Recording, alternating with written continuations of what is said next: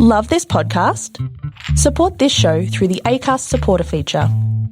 It's up to you how much you give, and there's no regular commitment. Just hit the link in the show description to support now.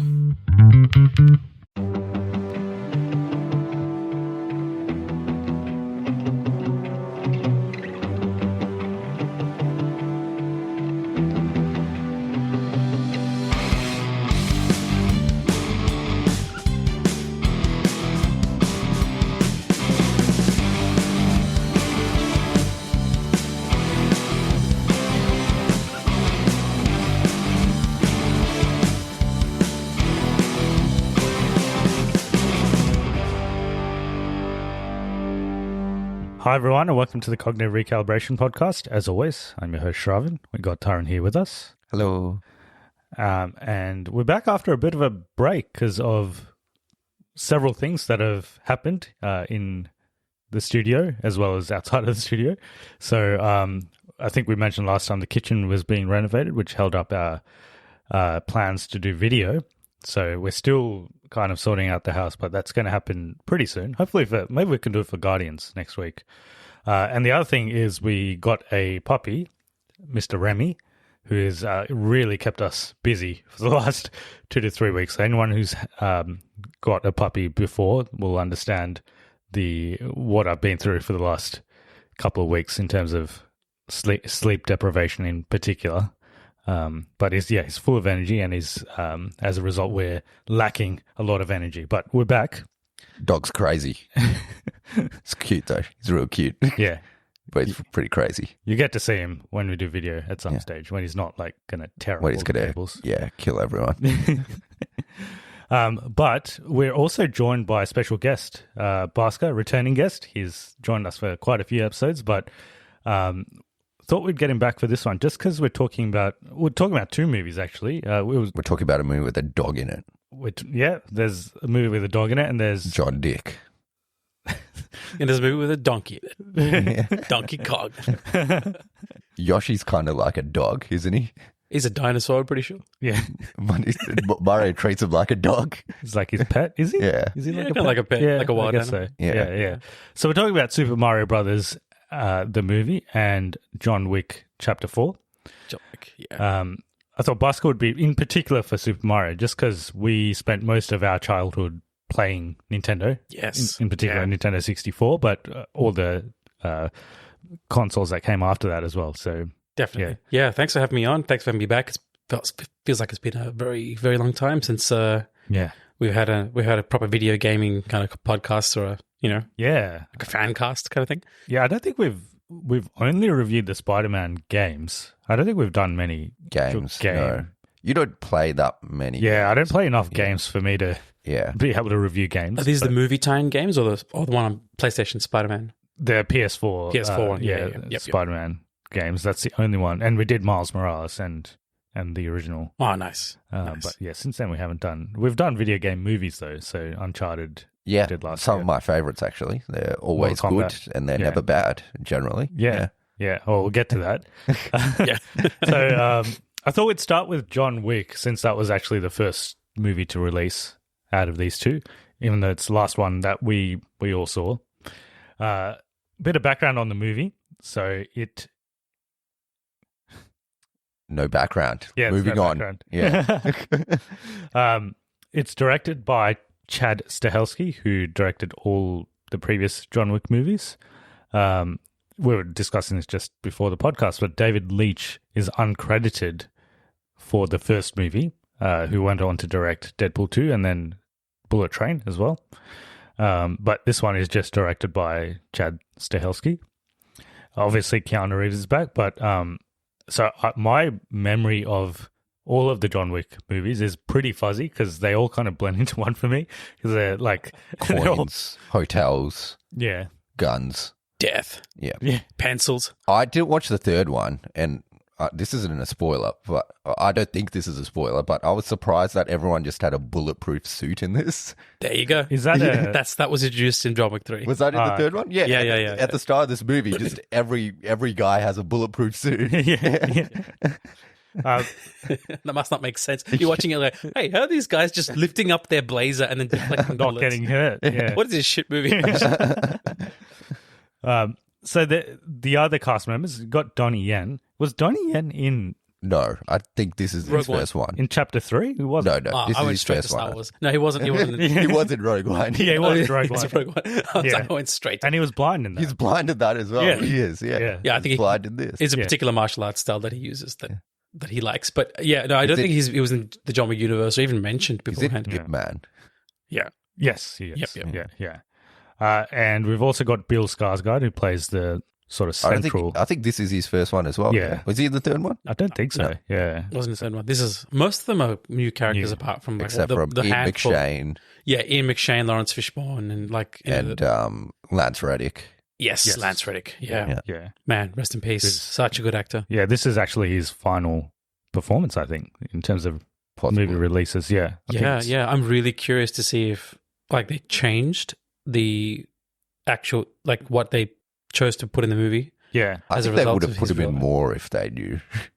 Yeah. But that's a slight spoiler. Yeah. People probably have seen this if they.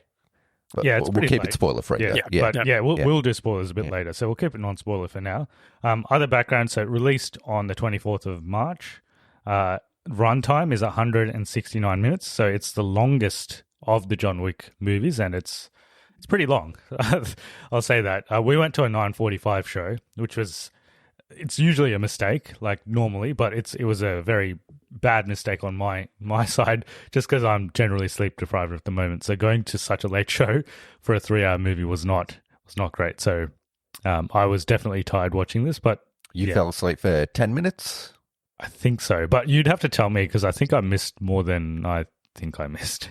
Yeah, because I didn't realize you fell asleep, but then we got out of the theater and I'm like, you look like you just fell asleep. Yeah. It's a nice movie to fall asleep to if you like a lot of noise and the theater shaking and like. I feel like this is a great movie to watch with the sound off while you're doing something else. Yeah. Yeah. And you just have like stuff happening on the screen. Well, you can have the sound on, I guess, but like stuff happens and you just watch the stuff. Like you don't need to care about the dialogue or anything. Yeah. Well, there isn't much dialogue for a majority of the movie. Yeah. Yeah. Fair enough, actually. There's a lot of exposition, but I think when it gets to it, when it gets to a certain point, there's a point where it starts, the action starts, and it just doesn't let up.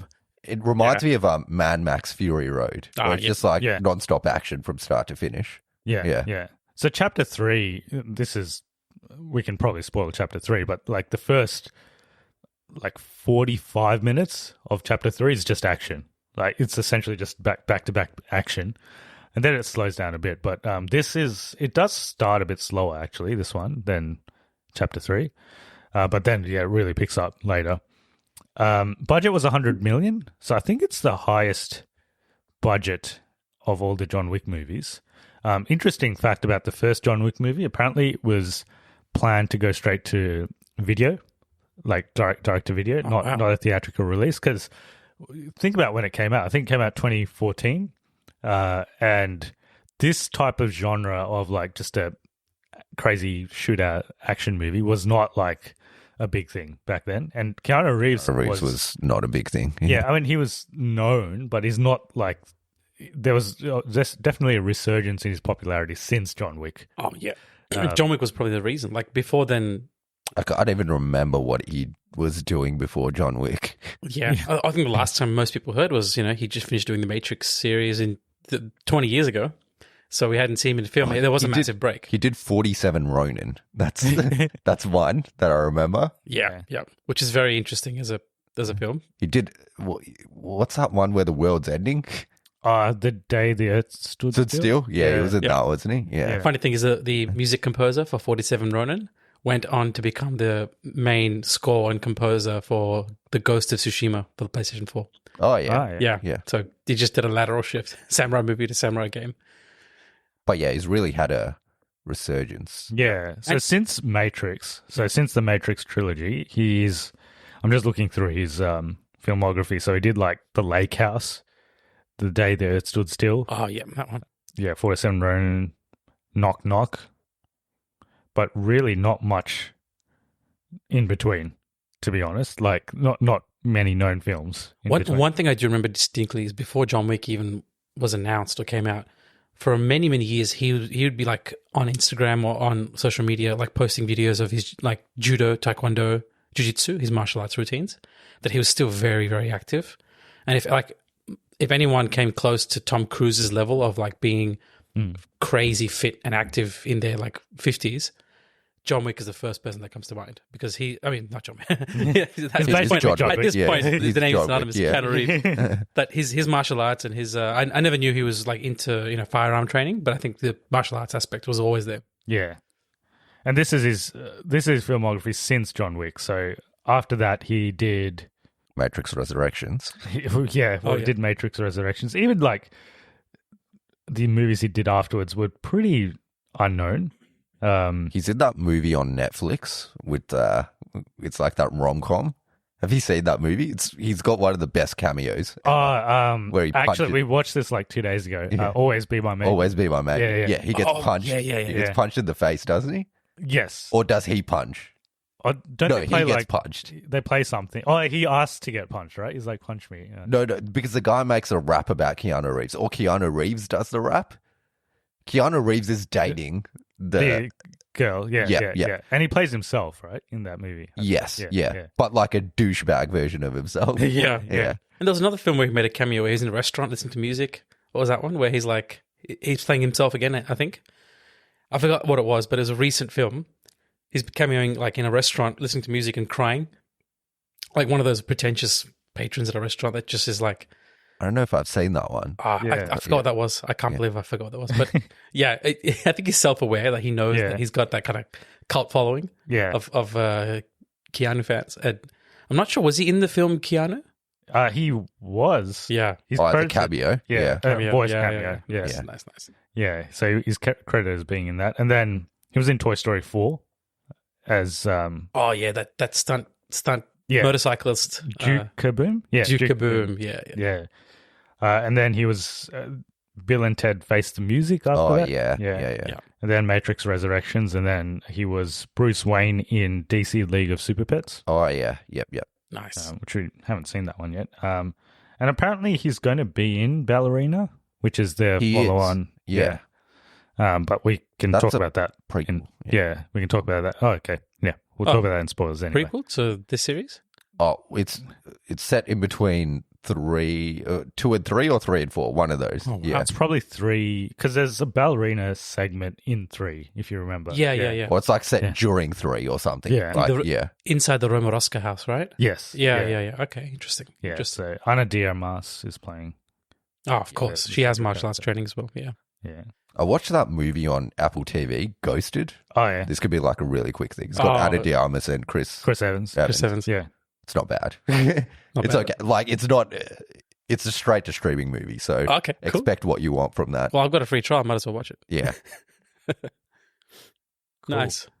I'll quickly cover a bit of box office about John Wick. So this is one of those franchises that progressively made more money as it went on, which is like the opposite of something like Star Wars, which progressively made less money as the trilogies went on. Except for the original trilogy. Except for the original one. Yeah, but the prequel and the sequel. Prequels made like steady money. I think all 3 of them. The first one made the most. One made and the second one less. And then the third one about the same. Yeah. And I think the sequels, it was a pretty steady decline. Yeah. Well, it was steep. Well, not really steady. It was pretty steep. Yeah. But so John Wick Chapter 4 is a franchise record in terms of worldwide box office. So 365 million worldwide. So it's just gone past Chapter 3, which made about 330 million. Nice. The first one, it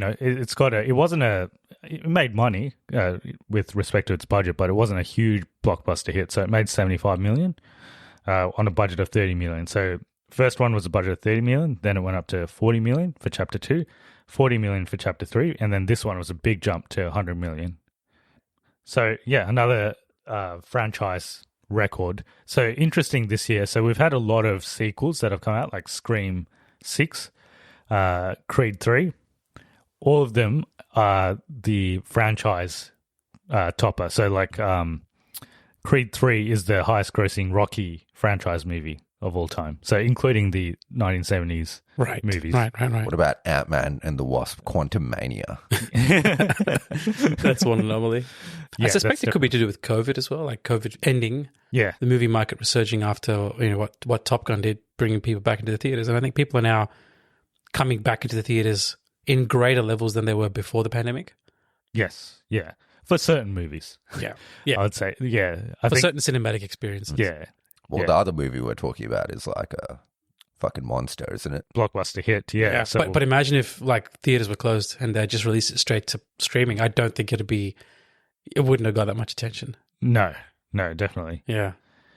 Even though it's not a cinematic experience, you know what I mean? Like the second movie. Yes. This one, what we're talking about. Yeah, Super Mario Bros. Yes. All right, we can get into our thoughts on John Wick 4. Spoiler free still. So, Spoiler free. Yeah, positives and negatives. So we can start with Taran. What are your positives? Yeah, I didn't think you would throw it to me straight away. I thought you would start off. Yeah, I thought it was pretty good in general. These movies kind of deliver on what they originally set out to do. I think they're all about. No, actually, I don't think they're all about the same. I think John Wick 1's the best one, and I think this one's the second best one. And I haven't seen the third one, so maybe the third one is better than this. But I enjoyed it. It's pretty like action heavy. It's very long, but kind of has. I don't think it has that many action sequences. It has like 3 or 4. But they're all extended for like 40 minutes. Long, yeah. Like when you think it's over, it's not over. It's not over. Yeah, and in general, they're all pretty interesting.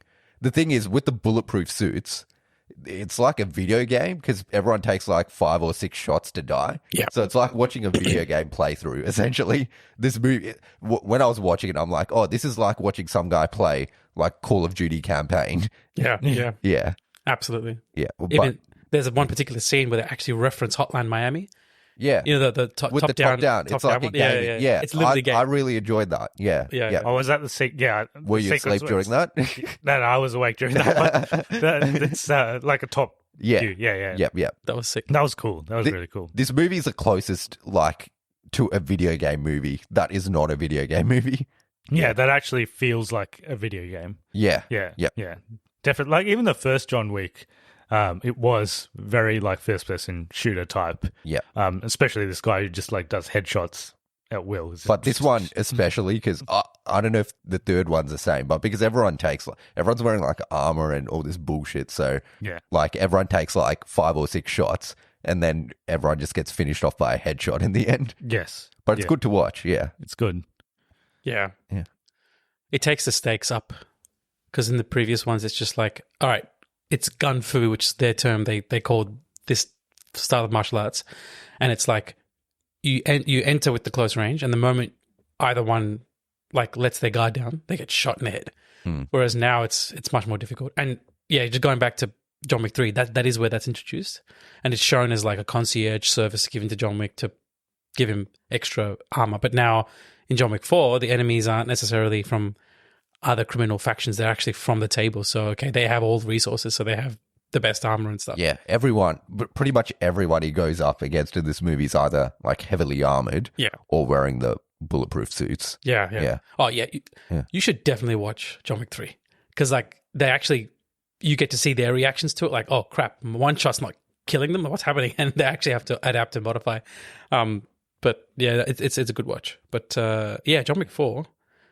You would think the extended action sequences would get boring, but for the most part, they don't. They're interesting. Yeah. Oh, they know how to keep you engaged. Yeah. Like they know how to keep it new as well, because it's very easy for a martial arts film to be like, all right, they're in a tussle, they're rolling around, he does a grapple and he shoots him. Same thing. No 2 moves are like the exact same. There's always something different. There's 2-on-1. There's like one guy with a sword, one dude with the shotgun, and they never cut away. It's always long shots, so you actually see what's happening. Oh yeah, the stunt work in this is Oscar worth. It's very good. Yeah. I've always thought that they should introduce an Oscar category for stunt work, and if they did it, John Wick would sweep them because the stuff that these guys do. A lot of these stuntmen are the same guys who were working with Keanu Reeves in Matrix Reloaded, Matrix Revelations. The two directors from the original John Wick are both stuntmen, and the guy that does this is a stuntman. Yeah. So director. Yeah. So they used to be second unit directors for stunt work. Like David Leitch did the stunt work for Captain America: Civil War. Oh yeah. Yeah. Civil War. Yeah. So like they basically do these movies as just let's just do a whole bunch of stunts. Yeah, pretty much. And I don't know of any other movie where like the fan following watches the behind the scenes almost as much as they watch the movies, because on social media you see all these behind the work scenes of like Keanu Reeves in the firing range, practicing stunt driving, doing his own physical like stunt work with his team. And I think people watch that to appreciate the actual work that goes on in the background. Like 10, 20 years ago, this wouldn't have been the case. You'd always have people doing like switching into the actor's role and doing their own martial arts. But that's what keeps this series alive. And I think with John Wick 4, getting into my feelings of how the film went, it's really weird for a series to have 3 films come out, which is the trifecta, right? The trilogy. And then extend that by saying there's a 4th one coming out and still have enough motivation, story, investment in the cast and crew involved to actually make a compelling story. I think they pulled it off because there's a lot of things that were unresolved from John Wick 3, even John Wick 2, if you think about it, that weren't really addressed. I went into this movie pretty much blind. I don't watch trailers anymore because they spoil too much. And I was quite surprised. It was a really enjoyable experience. Very long, but I felt that they did the length of the movie justice. Nothing was too gratuitous. There were a couple of scenes where I was like, I had to really pay attention. And then I'm like, oh man, is that the decision they're going with, like towards the end? Or is this something that they're just keeping open-ended?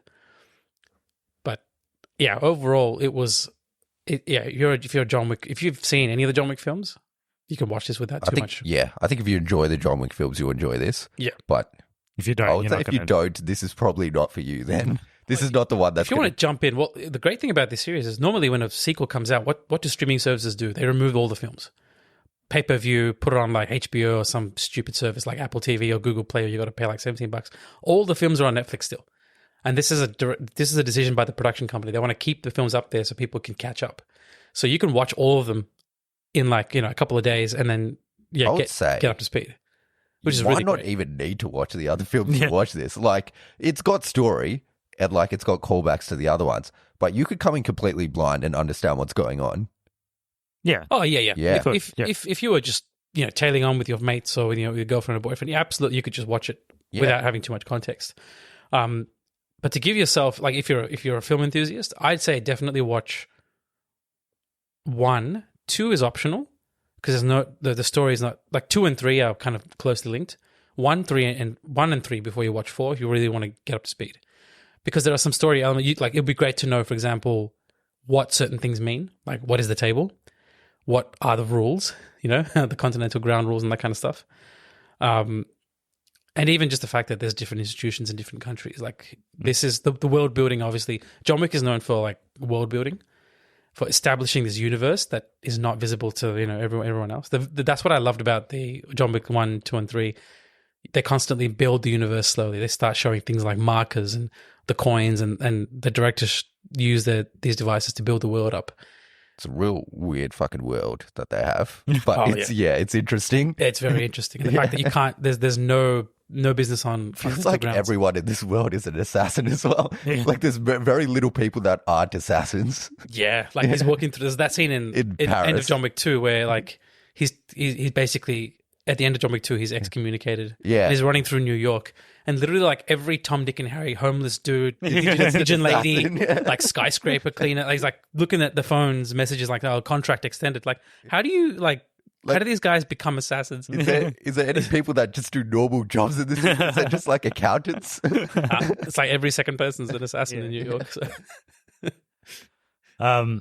In terms of other positives, I think what you mentioned in terms of the world building, this one's definitely pretty international. So they spend a lot of time in Paris, in obviously New York where it's based, but also he goes somewhere where's it in Europe? He goes to Berlin at one stage. Berlin and then Paris. Yeah. It's some time spent in Osaka, I think. Yes, in Japan. Osaka. Yeah, there's Osaka as well, which we were just discussing before as well. Whenever there's any segment of a movie that's in Japan, they have to get Hiroyuki Sanada. Yeah, Hiroyuki Sanada. He's become the poster child for like the old school Japanese representation, whether it be like mafia, samurai, or ninja. I was watching The Last Samurai yesterday. I'm like, oh look, there's Sanada-san, and it's just like he doesn't age. He's just got the exact same look on his face, the seriousness. But he was really good in this. Yeah. He's good in everything that he's in. He was in Bullet Train as well, which is obviously based in Japan. He was actually in Avengers Endgame, which a lot of people forget, in that segment with Ronan. Oh, yeah, with Ronan. Yeah. There you go. Like, can you just imagine being a casting director and be like, all right, we need a hardcore Japanese, Yakuza member or samurai. And it's like, oh, yeah, Hiroki Sanada. Yeah. It's done. We don't even have to like audition. He's done it like 100 million times before. So just get him. Is he on the call? Yeah, he lives down the street from me. Yeah, just get him. Yeah. And of course, he was in Mortal Kombat, the latest Mortal Kombat. Yes, Mortal Kombat. Was he in Rush Hour 3? Because Rush Hour 3 had a Japanese Yakuza element. Maybe. I can check his filmography. I remember Jackie Chan talking in Japanese to a Yakuza member, and they were like talking about the triads versus Yakuza. I can almost bet my money on the fact that he was in there. He was in Rush Hour. So he was in 47 Ronin. Yeah. Let's see what else he was in. So he was in Army of the Dead, Zack Snyder's Army of the Dead. Yep. Before that, he was in Life, the 2017 movie where they go into Ryan Reynolds and Jake Gyllenhaal. When they go into space? Yeah. That's such a weird name for a movie. The borderline horror movie, and they call it Life. Before that, he was in The Wolverine. Yes, The Wolverine, which is set in Japan, I think. World War II Japan. He was in Rush Hour 3. Yes, I knew it. Yeah, he is. He's the main... Hiroyuki Sanada. Yeah. He's in Mortal Kombat as well, though. Yes. Yeah, we mentioned that. Yeah. And I think it's not bad. The fact that he brings a lot of gravitas to every performance, but he is now typecast so effectively that he knows what to bring. You know, whenever you need that kind of, fatherly presence, that comforting presence, he's there. I like it when he's in roles that are not the antagonist, where he's actually a supporting character, where he doesn't. There are a couple of roles where he's antagonist. He's made for more. I'd love to hear his thoughts on being typecast as the typical, Well, it used to be that other guy who was in Christopher Nolan movies, in Inception. Oh, the Godzilla guy. Him. Yeah. He was in Inception. He was in Batman Begins. Oh, who's this? Did the guy that says Godzilla? The Godzilla movies? Isn't that every random Asian extra? No, but this is the guy. This is the guy that said. Oh, Ken Watanabe. Yeah. Yes. Used to be him. Yep. But now it looks like it's he's the one. No,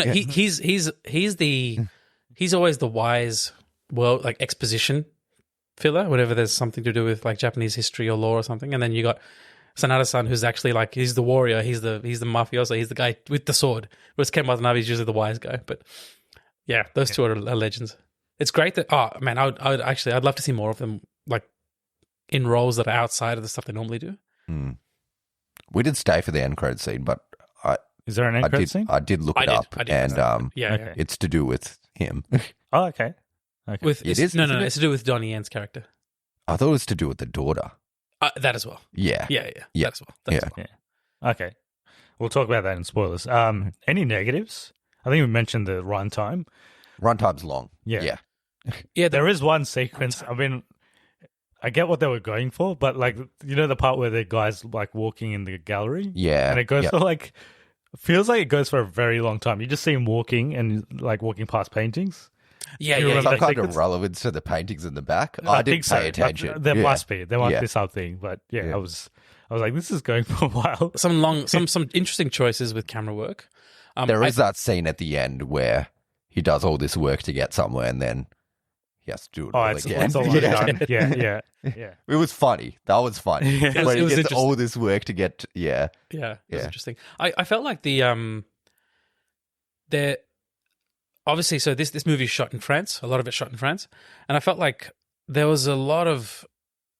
Normally in the John Wick films, they kind of feel like the story is the primary impetus for moving things along. And then they used like the roads or the buildings or the things to get the point across that there is some obstacle to get through. But I felt like some films you could tell it feels like a little bit too touristy, where they're actually going and seeing major sites, or they're showing the sites as if like to show off the country. This one came a little bit off like, okay, it's entering into Bond territory where they're kind of purposefully kind of showing massive landmarks as opposed to showing like the everyday kind of hustle and bustle or the side pieces, which I, as a viewer, maybe I'm not noticing every movie does this. But when you have a 3-hour movie, it's like, yeah, you want to make sure you show what's necessary versus what's required. John Wick 2 did a good job of showing like a lot of underground of Italy and that kind of stuff, and they didn't do too much typical, Italian landmarks. A lot of what you saw was like the underground, the night scene, that kind of stuff, and you get a feel for the people. And I felt like, yeah, this one could have definitely benefited from a little bit more, like, instead of gratuitously showing, oh, this is what Paris is like. Maybe just kind of hinting at the side of Paris that people don't see. Yeah, they did the same as Osaka actually, because they kind of highlighted the main touristy, like where people mostly go to visit in Osaka. But yeah, it would have been nice if they. It's not tulips, is it? It's cherry blossoms. Cherry blossoms. Oh, that's not really what Osaka. I mean, they're there in Osaka as well, but it's in Osaka. It's that there's this square, and they show it in the movie with the. It's like a biscuit company. Their logo is in the square. Yeah. I forgot what the biscuit. It's like it's with a guy running. People who've been there. It's Dotonbori is the square. Oh, yep. Yeah, that people mostly visit, and the markets around that area. So they showed the market with the big lobster in the movie in one segment. But yeah, they show a lot of stuff in Paris. They do spend a lot of time in Paris as well. Yeah, and even Berlin. They showed a lot of the landmarks in Berlin. There's this bridge that he walks across, and that's like is that Charlie Bridge or whatever? Oh. Yeah, what's it called? It's called one of those. And then there's a cathedral as well that they show. Oh yeah. But yeah, I mean, it's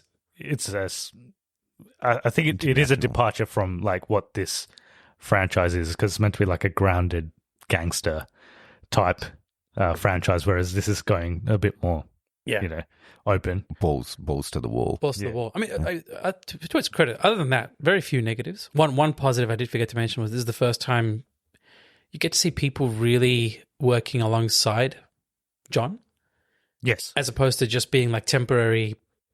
Like in John Wick 3, there's a nice moment where a couple of people who are hired to actually kill him have this reverent respect for him, so they don't kill him when they have the chance. They're just like, oh, come on, John, you're better than this. Give us a proper duel.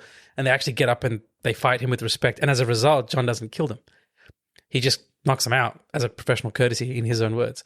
So it's like you see these small moments of relationship. John Wick 4 is the first time you actually get to see like an acquaintance who is obviously an antagonist, but it starts to like see from his side as well, not just from John's perspective.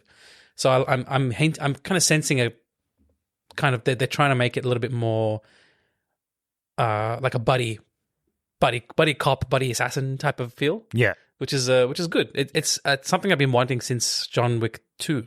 Yeah, so definitely the first two are just like John Wick is the boss, and he will just take down anyone. Baba Yaga. Yeah. Oh yeah, John Wick take on. Yeah. That's the whole point. The first one, actually, the first two, it's just like him. Like send 50 guys, doesn't matter, he'll fuck them. Yeah. But yeah, that's. I don't think there's that many other negatives. It is what it is. Like if you don't like these movies, if you didn't like John Wick 1 or 2 or 3, you're not gonna. You're not gonna like this. This is just one notch higher than those, so you're not going to like this one. If you're not a fan of stunt work, violence, whether it be gratuitous or for a reason, probably not the film for you. And I can only think of a couple of people in my mind who don't like violence at all. Yeah, and it's like, well, try. My thing is watch John Wick 1, and if you like John Wick 1, then you'll like this. Yeah, I think John Wick 1 still has the biggest sort of emotional payoff. The ones after that, it's kind of. Stuff happens. It's more about the action than the actual emotional story that's sat behind his motivation anyway. Yeah. The first one definitely is still, in terms of a story. Now that you have a dog, you can relate to this more. Yes. Do you have a place in your house somewhere where you like break the cement and there's like guns and shit in there. Is it in your garage? Yeah. Oh my god, for that to happen, he must have had like a really interesting past. Yeah, that he's buried as a result of having. Yeah. But, you have to get a sledgehammer first to open it up. Because the background to the story is like, so John Wick's wife, she just dies. She dies of natural causes. Yeah, like cancer or something. Yeah, right? something. Yeah. And then these guys come to rob his house to get his car, and then they kill his dog. Yeah. And then the guy that does that, he's a crime boss's son. Yeah. And the crime boss is like, if you kill him, then knows of John Wick. I'll kill you. Yeah. Yeah. But he kills him. Yeah. That one shithead basically caused all of this 500 to 600 lives as a result of like over the course of several movies. Yeah. One little shithead.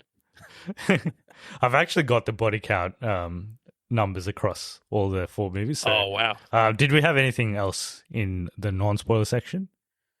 No, there is an end credit scene, so if you're keen to stick around. Yeah.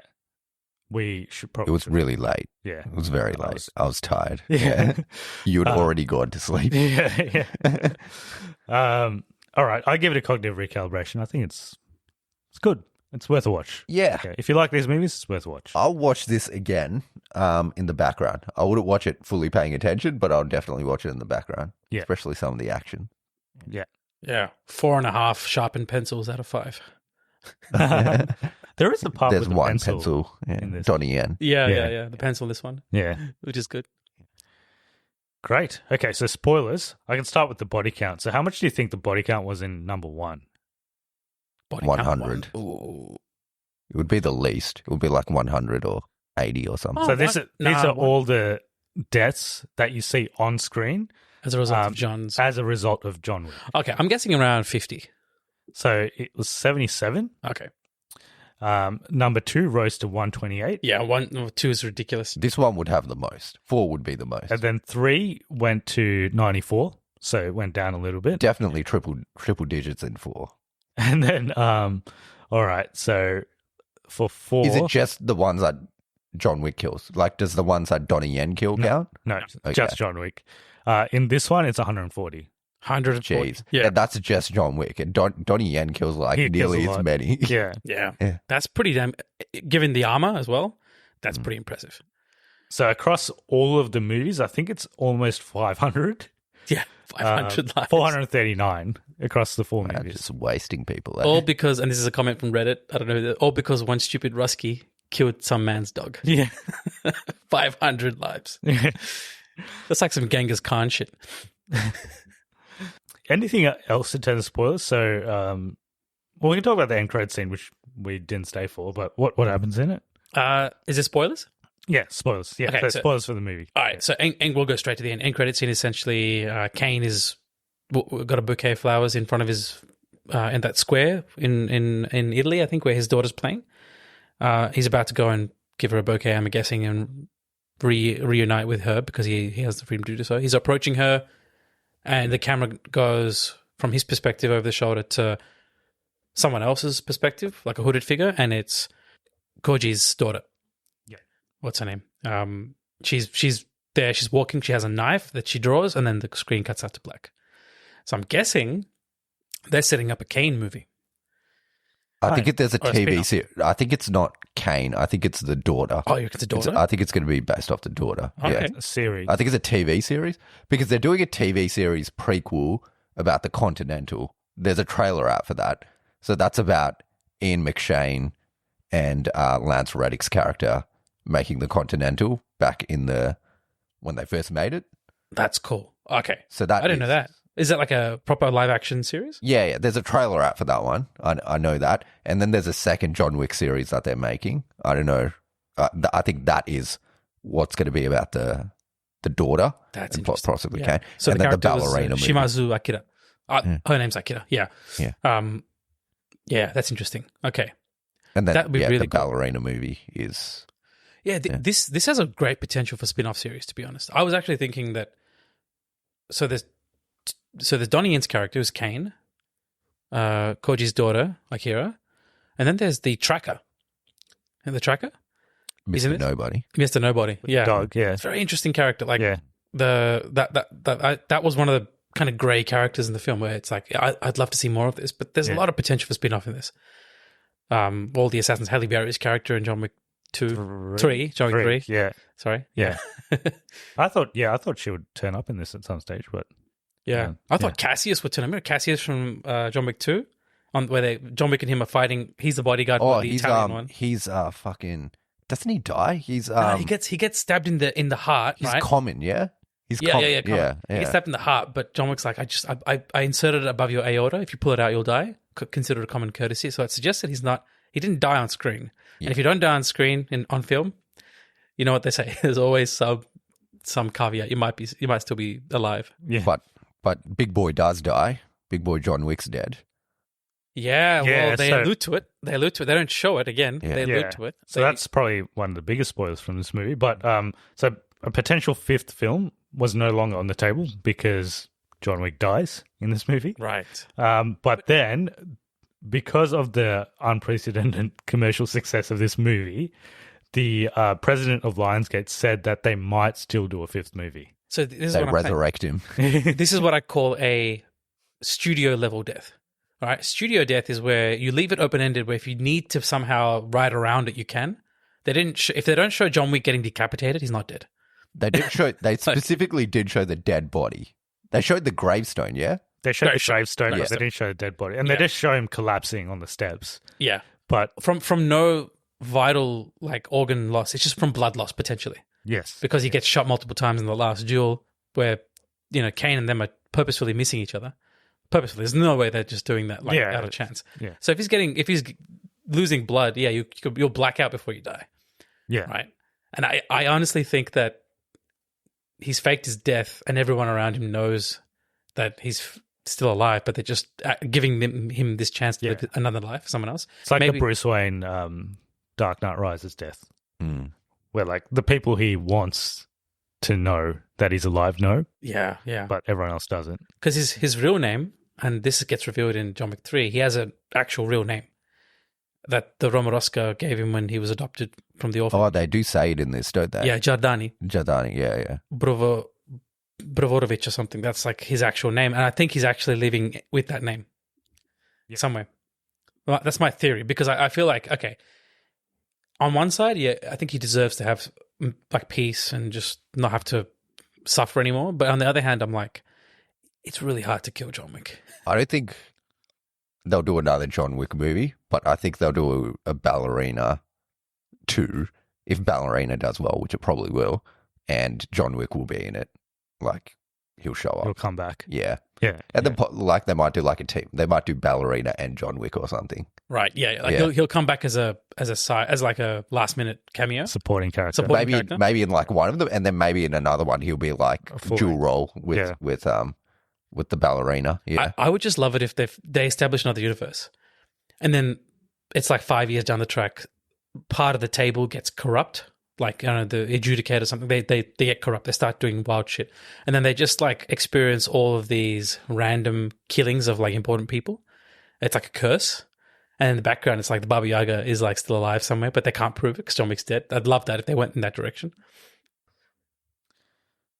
So there isn't an official spin-off centered on Kane yet, but Donnie Yen did express interest in doing it. So that's maybe what that end credit scene is about. Interesting. Yeah. Or maybe I think it would be bait. I don't think they'll do it on Kane, but he might be I'm thinking it's do you know that Hawkeye TV show where it would be Kane would be Florence Pugh's character? Oh, following on instead of a flashback, just following on from his character. Yeah. I could follow that. Yeah. Whenever you give the main character a handicap or something that might disadvantage him, it's interesting to see how that could work. Also, in real life, there's no way that this guy's got any chance against anyone. Yeah. I mean, this is not Avatar: The Last Airbender Toph level where you get have vibration sensing feet. So I think his blindness is selective at times. I'm how do you know where you are in anywhere at the moment? And then sometimes he's fully blinded. He has no idea what's happening.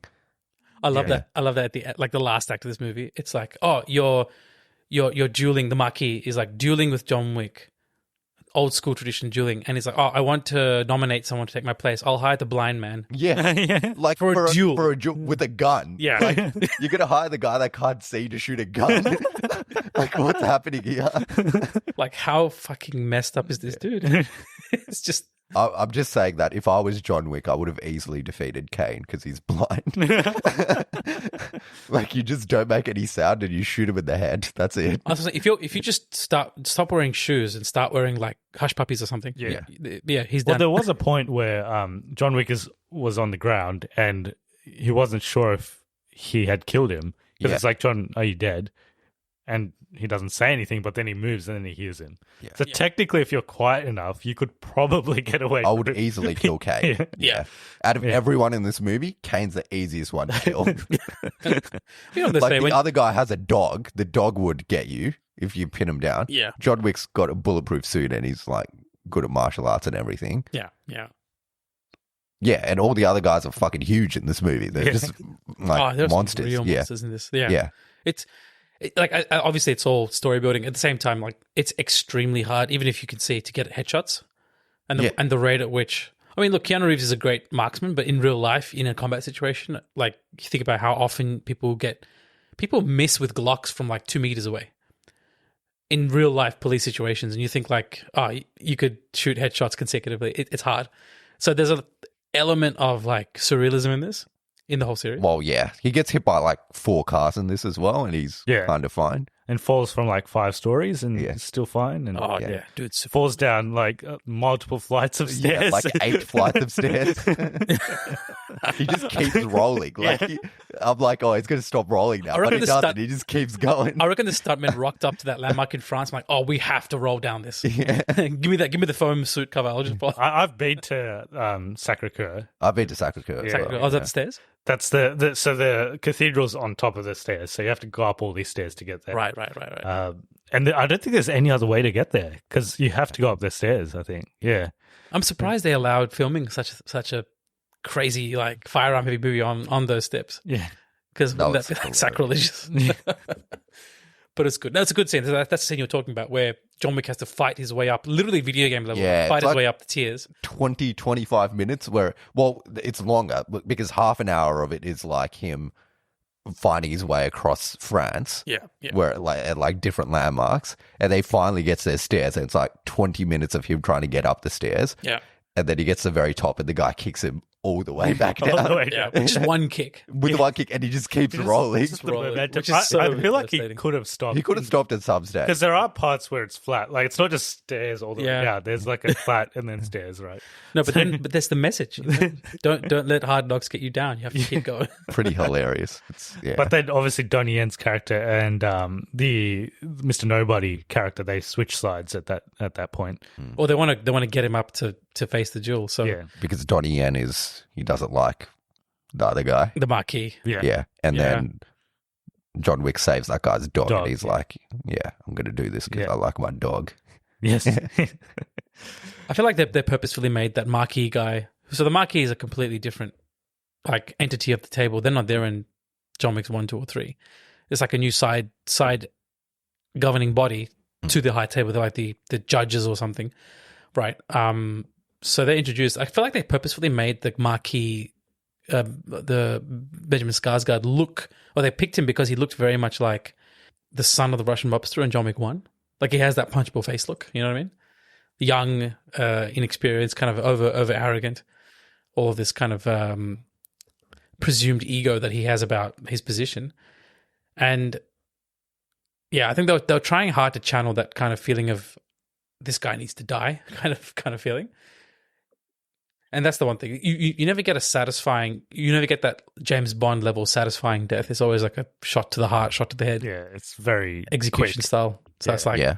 I thought it was pretty funny. Yeah. Yeah, I did like that sequence in the duel where last moment he takes the bullet to shoot him, but then he doesn't realize that in that last round, John never fired his gun. Never shot it. Yeah. So... Everyone gets what they wanted, I guess, in the end. Yes. Yeah. Everyone gets what they want.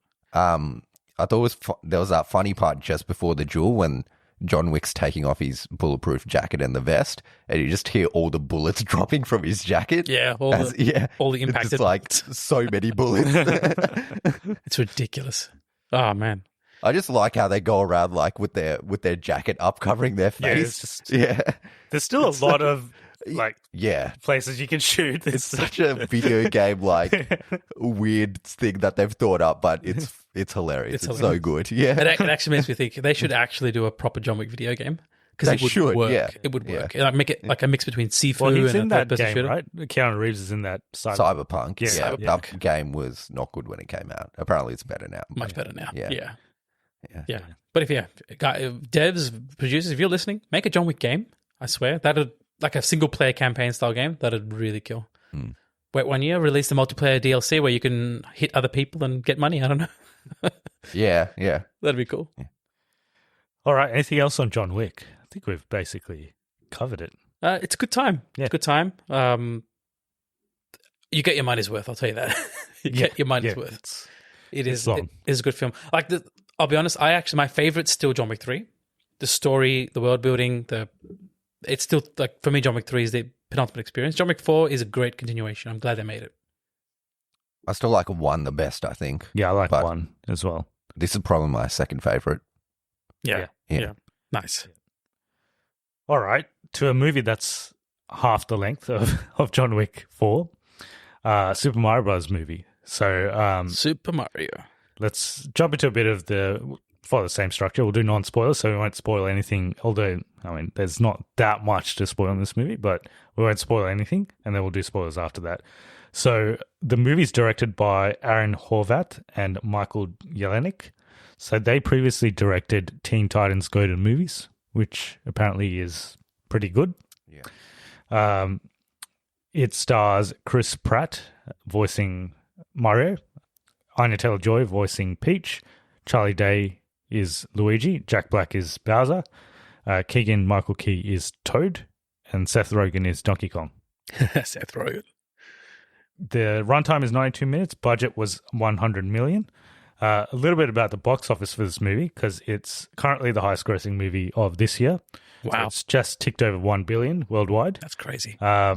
It is one of the highest grossing movies so this is Illumination production. So you'd know them from the Minions movies. So is that DreamWorks? No. This is Sony. Sony. Okay. Yeah. Universal, I think it's Universal. No, yeah, you're right. It's Universal. Sony's into Spider-Verse. Yes. Could you imagine Sony owning the rights to a Nintendo film? Oh yeah, that would be fucked. Yeah. Jeez. That would probably just drive it into the ground. Like, yeah. Yeah, so it's and it makes sense because Universal has that Super Mario world. They've got that world. Yeah. Apparently it's really good. In the theme park, yeah. In Japan, right? In Japan, yeah. There's one in the US as well. Yeah, I think they've opened the US one now nice, as well. Nice. So they own the rights to all the Nintendo movies now. So anything they want to do as follow-on from this. Interesting, the Sonic movies are owned by Paramount. So the Sega Universe movies. Okay. So everyone's wanting to. Well, I haven't seen this movie, but everyone's wanting a kind of Super Smash Brothers eventuation for this, like a multiverse style. Yeah. Which Sonic is part of Super Smash Bros. I don't know if he would be able to cross over. Yeah. And we'll talk about where this stands in terms of other video game adaptations. But in terms of Illumination movies, so it's already at number 5 in terms of the highest grossing Illumination movies. It's probably going to get to number 1, to be honest. So Minions in 2015 is the highest grossing Illumination production. So that made 1.1 billion worldwide. Despicable Me 3 is just made over 1 billion. Despicable Me 2 made almost 1 billion, 975 million. And then Minions Rise of Gru, last year's Minions Rise of Gru, made 939 million. So currently, no way. After this weekend, in which we're recording, Super Mario Brothers will be at least number 3 on this list. That's crazy. Likely number 2, and then probably in the next couple of weeks it'll be number 1. Because I remember Despicable Me movies were like they were like crazy viral. Yeah, And if they hit 1 billion after, like, just now, that is in, like, after many years, and Super Mario Brothers is hitting that within a month. Yeah, that's not insane. Even a month. I think it's like 3 weeks. So. It's come at a good time where there's not any other animated movies out. Yeah, and school holidays as well. School holidays here in Australia, and over in the US as well. States as well for Easter. Yeah. What they would have got an Easter break. Yeah. Good. So it's come at a ideal time. And people fucking love Mario. That's right. Like, who doesn't know Mario? Yeah. And this movie is geared, like most of the Illumination movies, towards kids. But the key thing with this, which the Minions movies probably don't have, is that adults will go to this as well. Oh, yeah. Yeah. I don't think there's an adult today. I hear it's not very adult oriented though, but go on. Oh yeah, it's no Super Mario Brothers X, but it's like it's not the porn parody. It's not the porn parody. It's not the, but it's like there's no adult today who grew up in the 90s who doesn't know the name Mario.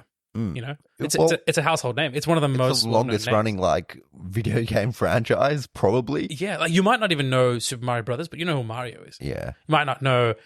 Like the games, but Princess Peach, you look at it, oh yeah, that seems familiar. Like I've seen her in Mario Kart or something like that. Everyone's played Mario Kart. Yeah. Everyone knows Mario Kart as well. Like even my parents know what Mario Kart is.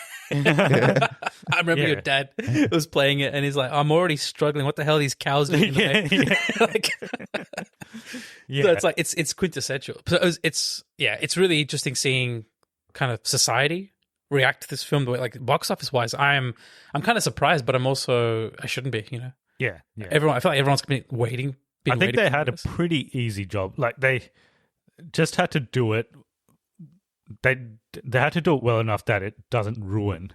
They just had to do something that looked like Mario. So like it looks like Mario, firstly. So the animation looks like the games, but they just had to follow a very simple, basic storyline. And do Mario, just use stuff from the games. Like, just do... So what is the storyline? You want to go? Yeah. So the storyline is... Wait, can I guess it? Yeah. Guess. Go for it. What do you think? Bowser wants Peach. Yeah. And he tries to kidnap her. And something about stars, and they have to go find a star.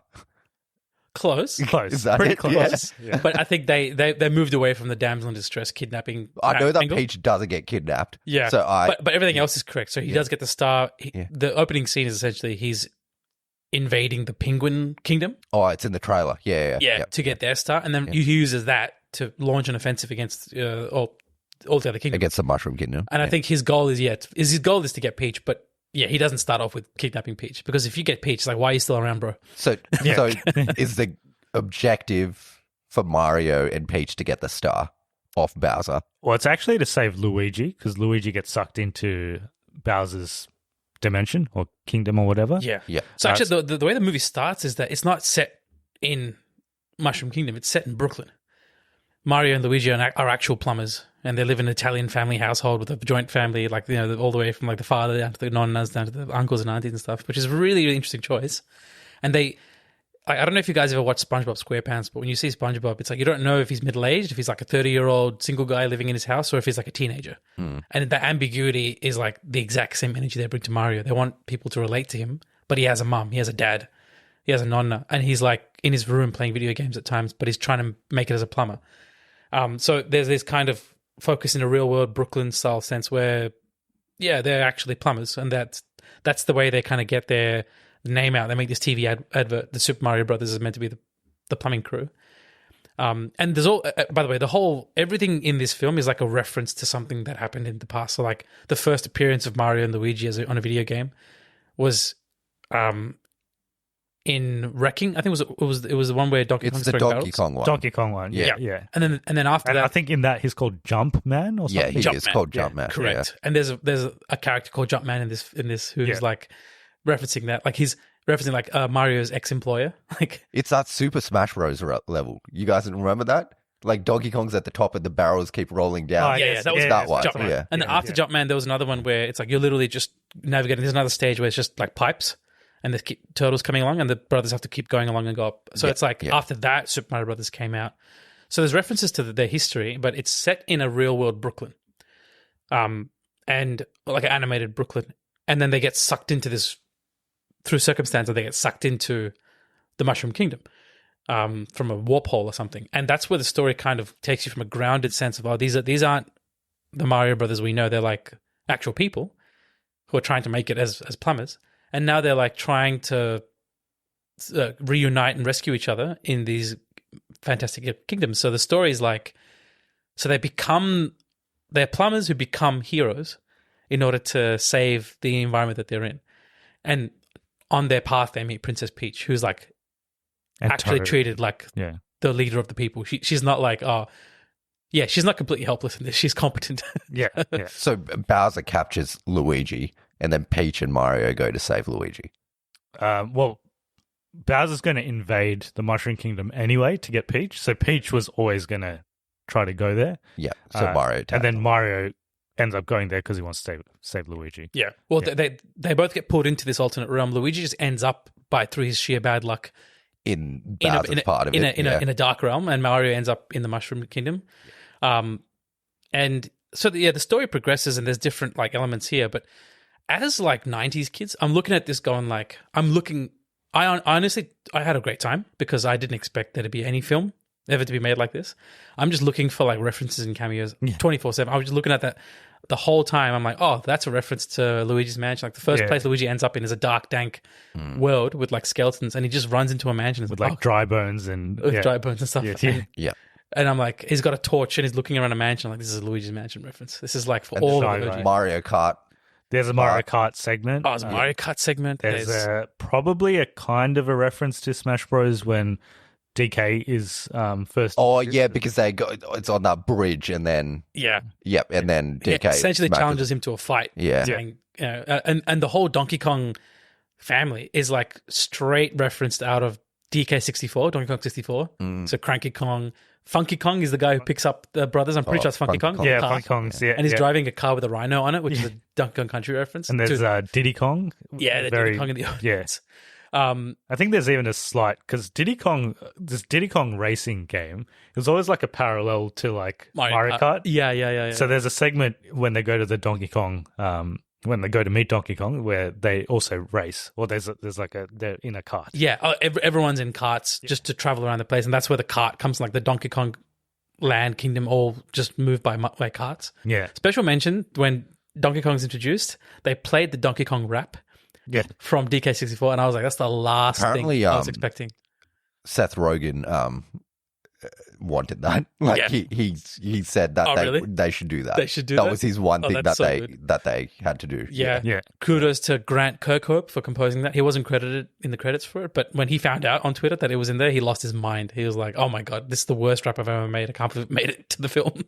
Now it's in the official soundtrack. Yeah, and I think the music cues, like just references in general, like you mentioned, there's a lot of references just here and there, but even the musical. Or like sounds, like when they go into pipes, there's that sound that do. Yeah, they do that every time, and then and it's not like lifted from the games. It's like an adaptation of how it might be in the real world. Interesting work. And when you're going into Princess Peach's castle, like the Nintendo Mario 64 theme of like first thing you enter in the nice like waltzing movements, that's the same. Yeah. Mario's ringtone was the GameCube startup tone. Yeah. Oh yeah. Which is like Oh, yeah, there's so many nice little references for like the older fans of the series and Nintendo fans in general. But that whole thing about keeping a movie for kids, making a movie for kids while still catering for the older crowds, that's an art. That's something that this film did well. There's some jokes in this that like only like that little star bit, that's jail. And it's like, it's hilarious. I'm not going to spoil it for you because you might enjoy that. But it's just like, there's parts in it that grown-ups will be like, okay, I remember this, or this is funny to me. Yeah. The animation is... So the only thing I'd say about Illumination animation, it tends to be pretty basic. Yeah. It's not Sony. It's not Sony or like Pixar or Disney. Like it doesn't have the like detail that those movies tend to have in terms of the animation. Like an example is like in Monsters, Inc., Sully's fur. You can see like each bit of hair in his fur. Right. You don't see that level of detail in like Minions. But for what they needed to do for this movie, it looks like the games. Like it looks like Mario from the games. Yep. Well, it looks like Mario Kart. Like, I remember Mario Kart on the Wii U was the first one where I was like, okay, this looks like an animation. Yeah. that's where the graphics are starting to meld with the film. And there were moments here and there where I could tell, okay, they showed a bit of Mario's texture on his overalls. Like you could tell it was like jeans, like it was denim. Yeah. But they didn't go further than that. Yeah. And this is where you get that feeling. I don't know if you guys remember when we went from Smash Brothers Melee to Smash Brothers Brawl, there was that trailer where like they just transitioned from the shiny graphics of the GameCube to like the detailed textures of the Wii or something. Yeah. And some people were like, yeah, if you make it too realistic, it starts to then lose.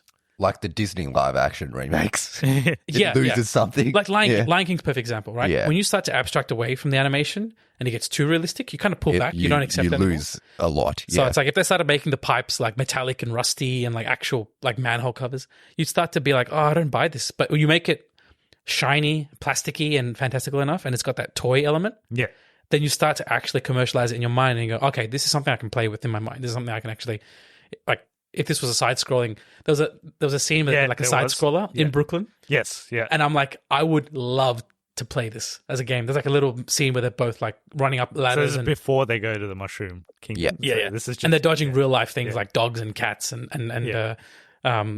like I think there's a banana on the floor or something. Yeah, I think there's a banana, and Luigi, of course, he's the one that slips on it, but he's like lagging behind. But Mario's like getting ahead, and it was a good. It was like the Super Mario games that we played in the past, where you can also have two players at once. So it was, I hear there's a perfect replica of the first Super Mario Brothers level in this as well.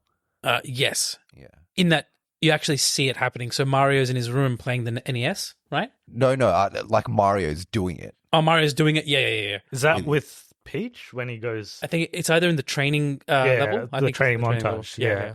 I've seen in the trailer. It's like the part where he's in the sky, I think. Yeah. And he's like running through. That's with Peach. Yeah, that's with Peach. So Peach actually, when Mario comes in, Peach is like she's like the leader of the Toad people. She's like leading. She's basically trying to muster forces and lead a counteroffensive. Mario comes along and is like, "Oh, maybe I can help," and Peach is like, okay, but first you have to show me what you're made of. And Peach runs Mario through this obstacle course, and she guns it. She runs through this thing, and she's been practicing it for like her whole life. But she's naturally gifted in these things, and she did it. And it's like it kind of pulls you back, like, oh wow, I didn't know Peach could do proper platforming. You know? Is Daisy in this? No, not in this. So we can get to the characters that are not in this and are likely to be introduced later. Yeah. One thing about Peach also is I think it's Super Mario Brothers 2 where you can play as her. Yeah. You have to beat the whole game and then you can play as her. I think. Yeah. I'm pretty sure, was it Super Mario World or Super Mario Brothers 2 where you actually start off, you're playing as four characters, like you basically, all four, Mario, Luigi, Peach, and Toad, are kind of playable and you can choose who to actually lead the group. Oh, okay. Yeah. And it's like platforming. But you're right. There was one where Peach was made playable pretty early on.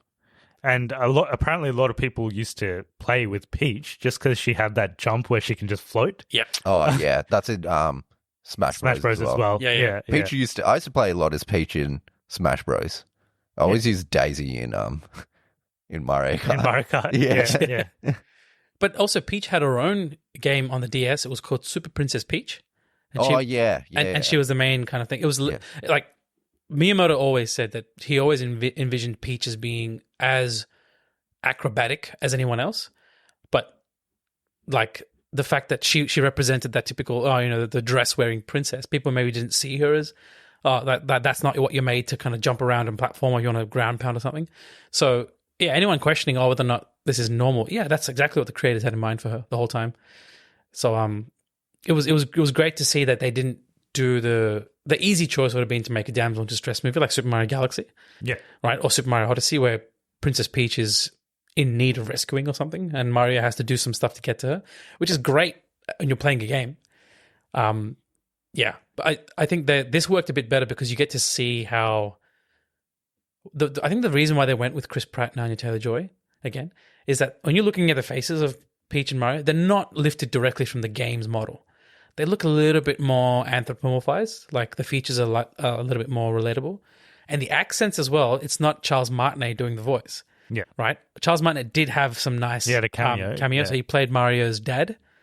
And he also played like a different character, like an actual plumber who was the stereotypically Mario voice. Yes. Oh, yeah, and he's like a fan of.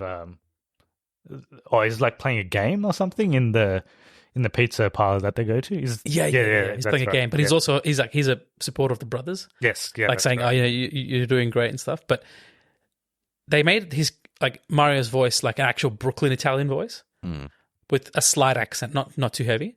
And I think that works because it's like that's the original inspiration for Mario. It was that Miyamoto was staying in America, and one of the landlords, his name was Mario, and he just observed all this stuff about the people coming. The plumbers were usually migrants, so it's like it's close to the story, but it also you get used to it real quick. You're not wondering like why isn't this Mario got this stereotypically Italian accent? No, you're not thinking that. Yeah. And he doesn't really talk that much in the games anyway. So he just has a couple of catchphrases. He barely talks. Yeah. In Mario 64, he doesn't talk at all. There's no talking in that game. Yeah. There's no talking. He doesn't say anything. Yeah. He like when he's jumping, he's like, "So long, Bowser." Like, but it's mostly just like speech bubbles. Yeah. By the way, he never said "So long, gay Bowser." He just said "So long, Bowser." People on the internet go nuts over this. Like they think he's saying "So long, gay Bowser." Is Toad's in this? Yeah. So there's the Toad. Yeah. There's like a main Toad, but then there's like other Toads. Yeah, Toadette. A Toadette. I did see one Toadette. Okay. Yeah. In the background. Yeah. No dialogue, but yeah. Baby Bowser. I think there was a reference. Was that playing in there was like a rock band? I'm pretty sure. Oh, Bowser Jr. You mean Bowser Jr. There were Bowser Juniors there. There's a baby Bowser. Baby Bowser's a person as well, isn't it? Or is it just Bowser when he's a baby? Yeah, no, Baby Bowser's the main villain when you're playing Yoshi's Island. Yeah, that's right. Mario's a baby, but Bowser's a baby. Yeah. There is Baby Mario and Baby Luigi in one small segment. Yeah, there's a small flashback. Okay. There's also Baby Peach actually in one small segment. Yes. There's Baby Peach. Boo? Yes, in the wedding. In the wedding, yeah. He attends. Yep. It's King Boo as well. King Boo. Oh, yeah. King Boo with the crown. Yeah, King Boo. King Bomb is there. Yeah. Okay. Yeah. That's fun. I was laughing. Cooper Trooper. Yeah, there's loads of Koopa Troopers. Different variants. There's the red shell, the flying ones, the flying blue shell. Yeah. There's a really cool spiny shell moment where it's like first bomb. First bomb. Yeah. That's a really cool moment there. They brought in all the as many different elements of the villains. Lots of lore. There's no Bowser Jr. as a character, like as an actual person who comes on the screen and is like, "Dad, what's going on?" Because there's 10 kids, right? So it's like, they didn't bring. There were Shy Guys from Yoshi's Island. Shy Guys. Yeah, Shy Guys, and they make the sound that they make. Is that what it is? Do they make any sounds? It's like mute sounds. It's like they make like a. There's a sound they make. They don't talk, obviously. So they don't talk. Yeah, there's a sighting of like a herd of Yoshis as Mario and Peach. So I know the end credit scene is a Yoshi egg cracking. Yes. Yeah. So it's probably hinting at the next one. Yeah, but there is Yoshis in this movie. The Yoshi egg is in Brooklyn. It's in Brooklyn. It's in the sewers of Brooklyn. Okay, right. But there's actually Yoshi's already in the movie, so this must be the Yoshi. That's crack. Yeah, you just see them in the back. Like they don't play an important role in this movie, but So next movie, I guess they'll bring in Yoshi. Other characters that are not in this movie, obviously we've just been like spoiling this, but you've probably seen it by now. Yeah, it's not anything. It's not a story heavy. Like you're not going to spoil it if I tell you that.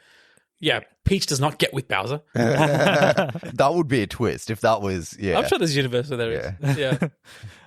So Waluigi, Wario. Oh, they're not in it. They're not in it. Yeah. But I could see how they would probably end up being in it. They're probably like cousins of Mario. That is what they are. They're cousins. Yeah, they're cousins. They could totally work. They're such an amazing duo. Like, And to be honest, I'd love to see more of Bowser. Jack Black killed it as Bowser. He was so good. On the voice cast, Chris Pratt was fine, but in terms of standout, I would say Jack Black was actually really good. Yeah.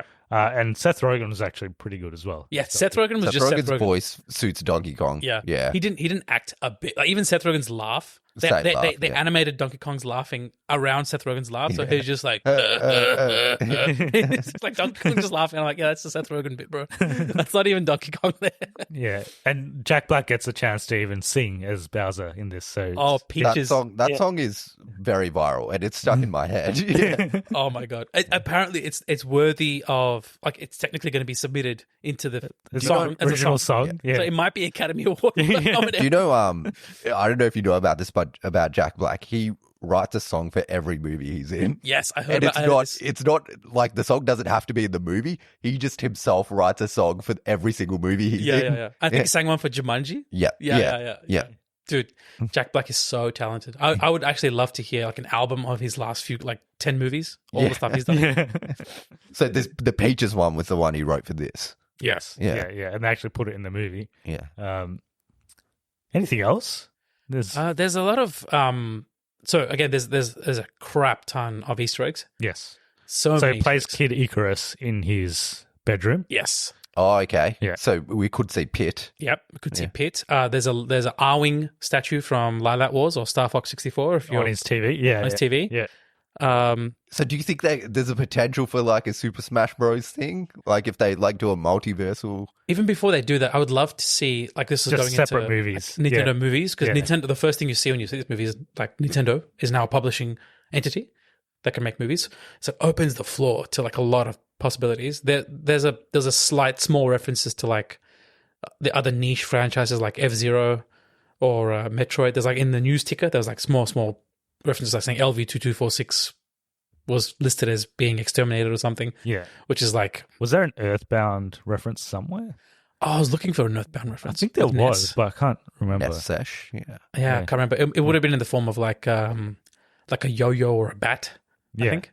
But there was also in the Donkey Kong, like the Mario Kart arena, there's like an awesome scene where like each of the characters gets to pick out their carts. And just like in Mario Kart, you get to pick like how out you're selecting your parts and pieces. And Mario's it's a different, you know how you can have like the different tires and the different, it was that. The red, if anyone's listening who wants to play Mario Kart, the best build is you choose a medium-sized character, so like a Daisy or a Peach or something like that, and then you go the teddy cart. The teddy cart, yeah. So it's got a teddy bear on the front. And the smallest then you got the red rollers. Yeah.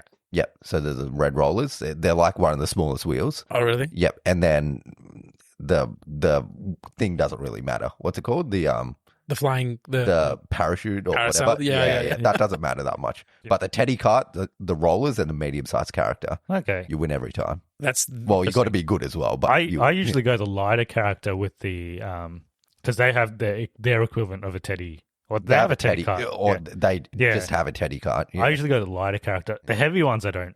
I went heavy when I played the Wii one, but in the newest one, the medium characters. The Wii one, it was just you just go bikes. Bikes. Bikes. Yeah. I think you guys are selecting for like performance and speed. I'm full aesthetics. Whatever looks good. No, you got to come first. You got to come first. I want to be. What's the point? Still good at Mario Kart. That's what the Spiny Shell is for. Well, there is that Mercedes cart in the but it's not that great. No, my favorite's the one that looks a bit like the F1 Hot Rod Racer.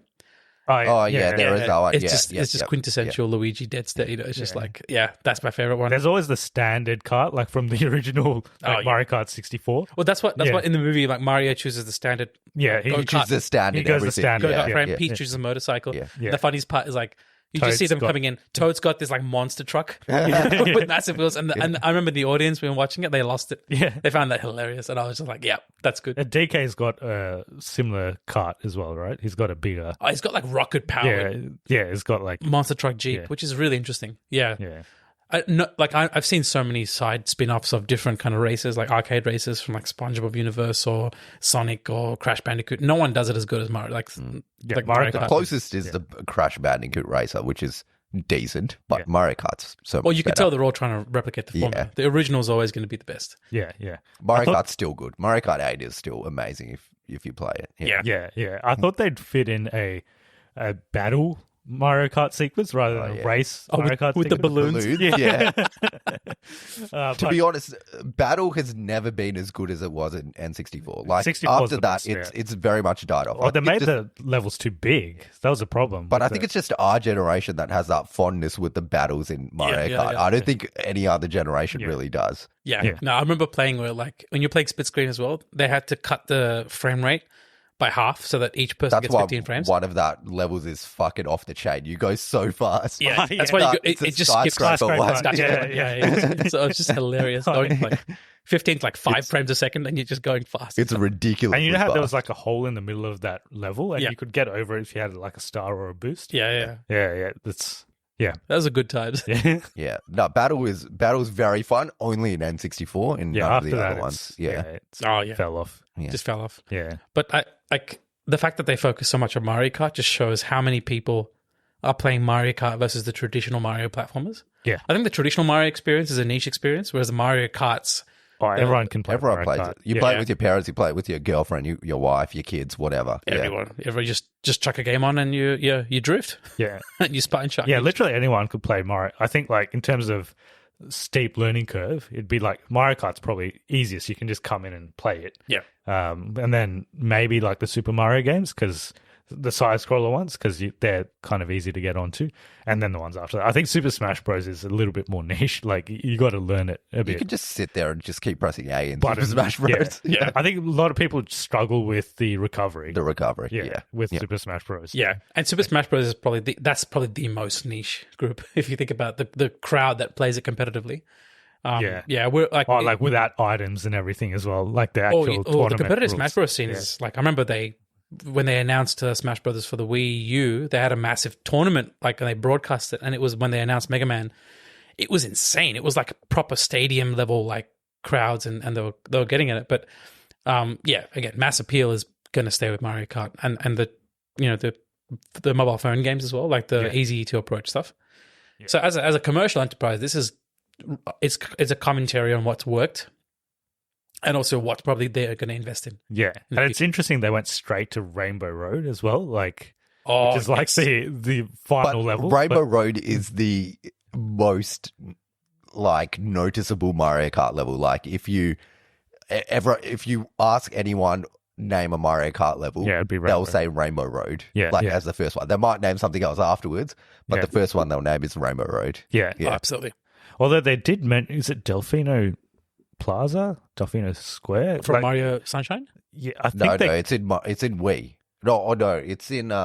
it's in Wii. But that level, Delfino Plaza is in Mario Kart Wii. Yeah, and it's referencing Super Mario Sunshine. Yes, yeah. I think they do reference that in this because when Mario's going up to Peach's castle, he goes through certain areas, and I think one of them is Delfino. Oh, it's like a beachy, paradisey kind of place. Yeah. Nice. Yeah. Like it's a good time. Like you could go in there and just maybe have played one or two games. You'll probably find a reference or two. Yeah. Like I haven't played Super Mario Odyssey yet, but I could see there's tons of references to Super Mario Odyssey. Like there's a desert level where they're going through, and it's just like that's straight out of Super Mario Odyssey. The whole fact that Bowser's wearing like white wedding garb was from Super Mario Odyssey. The last act of it is like Mario and Bowser are both wearing like their wedding attire, trying to marry Peach, and Peach is like, I don't want to marry anyone, and that's the end of the game. Sorry, spoiler alert. But it's interesting to see how they went with. I haven't played a straight Mario game since Super Mario Galaxy, so all right, you should try the LGBTQ ones. They're really nice. LGBTQ because you said you haven't played it straight. I was like, what did you say? Where Mario's going after Birdo. Birdo, that's one character we didn't see. Who? Yeah, Birdo. Yeah, we did see. Yeah. Well, if you don't see Yoshi, you can't just throw Birdo in the mix. Look, what is Birdo? Like, is he a Yoshi? I'm pretty sure he's trans. Yeah, like which game is he from? I'm not even joking. What is the character? I'm not even joking. I'm pretty sure Miyamoto said they wanted to introduce someone who is like intersex, but no, he's not a Yoshi. He can like inhale from his nose, but so it's like a Kirby. Kind of. It's weird. Yeah. It's like his first appearance was in one of the 2D side-scrolling games. So I'm not sure exactly what species he is. No Kirby in this? No. Well, Kirby's technically a separate game, right? There's no... Yeah, Kirby's... But so it's like Star Fox and like... those are like references. Yeah. Like in the actually, I think Kirby's going to be... If there's anyone going to make a in-universe appearance, it'll be Kirby. Because they're really close to the whole universe of the central story. Kirby doesn't talk as well, right? Nah, Kirby doesn't talk. But there's other characters in the Kirby Meta universe. Knight talks, I think. Meta Knight talks. King Dedede talks. Yeah. They could really do a nice series with them. Was Rosalina in this? No, but she's hinted at because one of the star bits, they're in the game. And Peach's backstory in this is very similar to to do you remember in Super Mario Galaxy when you find pages and it goes into the story of a young girl who landed on a starry world? I felt that was referencing Rosalina's story. So Rosalina will most definitely make an appearance eventually. Yeah. But again, that's like what is the purpose of introducing all these characters? It would be to either expand and show their own stories or to have them all in one big kind of Super Smash Bros. Style like team up or something. Yeah. And they do mention that Peach might be from the same world as Mario because she's human. Right. Yeah. So potentially Daisy's just her sister. In the real world. Yeah. In the real world. Yeah. In the real world. Yeah. And another thing I forgot to mention, when you're going through the castle in the Mushroom Kingdom, Princess Peach's castle, you see like portraits of different worlds all around the place, like Mario 64. Oh, like in 64. Yeah, where you jump in. It wasn't the same portraits, but there were other portraits of different worlds. So yeah, so many little like nice nods. Nice nods to different universes. I would personally love to see Nintendo do another film. Maybe not for the same market. Yeah. Me personally, like I would kill for a good Metroid film. Yeah. Because Metroid itself was inspired from Alien, from Ellen Ripley's character. And it's like, well, if they do a Metroid film, that's just a full circle movement. Yeah. And it comes back to like, we don't have many space horrors in film anymore. It's been a while since we had one, and this would be a really nice way to kind of show that. Well, I think a really good decision with this movie was making animated. Unlike the other. Oh, you mean I think if they're going to do, I think if they're going to do a joint universe, they should just keep everything animated. Yeah. Oh, yeah. Animation should. Yeah, I think live action in Nintendo, you could only do it for certain. Like, I could see the maybe Zelda, but live I action. think they should do it. If they're going to do Zelda, just keep it animated as well. Yeah. I would like it like that. Yeah, Studio Ghibli. We have a nice poster here in the room of a Ghibli-inspired Zelda. So like a hand-drawn style animation would look really good. But look amazing. Yeah, it looks like they've gone down the Illumination route, so they're probably just going to use them for all of the movies now. Yeah. I would be keen to see a Super Smash Bros. Movie with the hand as the villain. Oh, yeah. The hand. That'd be cool. Yeah. They created all sorts of villains for the campaigns in the Super Smash Bros. Movies, so it's interesting to see what they could come up with here. They could do like the hand as the villain, and then all the side characters get turned into trophies, and then they have to go rescue them. Yeah. Which is the storyline in Brawl? Yeah. The subspace emissary? Yeah, that's it. Yeah. That's right. Where I think Rob was the main villain, right? No, the hand was the villain. The hand was the villain in the end? No, wasn't it Taboo? No, it was Taboo. The hand's the villain in 64. Yeah. The original classical one. Yeah. That's a and Kirby's like is it in Brawl where Kirby's the main character? Like you start off with Kirby and then he has to find the rest of them. He wakes up first. Yeah. Really interesting choice they went with there. Yeah. I would love to see a Lilac Wars film because it's like animation / animals. You could make it like really interesting, and it has a lot of appeal for both grown-ups and kids. Yeah. So Lilac Wars borrowed heavily from like Star Wars, from like all the space battles and stuff are basically Star Wars. There's one level where that's just Independence Day, where the mothership comes down and keeps releasing waves of enemies, and you got to kill them before it just destroys the home base. So yeah, they could do a lot with Star Fox. They could do a lot with Earthbound would be really good with Illumination Studios because you're going back to like 1960s, 1950s, rural towns with kids playing with yo-yos and baseball bats, and they come across aliens and stuff. Animal Crossing could be a very peaceful movie. Yeah. Yeah, do you think there's enough like of a fan base for Animal Crossing? I played a bit of Animal Crossing. I think, during COVID, it was a one lot of the most people popular games. Playing that. We went crazy during COVID. Yeah. I know, the story would be very basic. There's not really a story in the game itself. I can't imagine. Come to my island and let's do stuff. It's basically just, I know, it could be like a farming movie, like a fishing movie. Yeah. Yeah. I'd love to see F-Zero. Oh, yeah. F-Zero, racing F-Zero. Captain Falcon. Captain Falcon. Yeah. Oh, dude. Yeah. And who's the, is it? The guy that looks like a lizard? The turtle? Yeah. The guy we used at Pico? Yeah, Pico. Yeah. He's the one that looks like a lizard, yeah? Yeah, I think it's some sort of alien. Yeah. The only reason why we picked him is because when you pick him, he has this little animation where he shouts in the sky. That's right. Yeah. That's it. Yeah. That would be good. Yeah, F-Zero would be good. There was also, we mentioned Zelda. A Pokemon, well, Pokemon's been done in its own sense, so that's like yeah. separate. I don't think you need to do a Pokemon. And I think Pokemon's owned by a separate studio. Yeah, because they did Detective Pikachu, and that was Warner Brothers. I think. Yeah, it'll be similar to like the Sonic situation. Like you wouldn't be able to do Sonic in this. yeah. Oh, Fire Emblem. Fire Emblem. Yeah, Fire Emblem would make an amazing story, but you can't do what's happening now with Awakening and stuff. It's a bit too convoluted.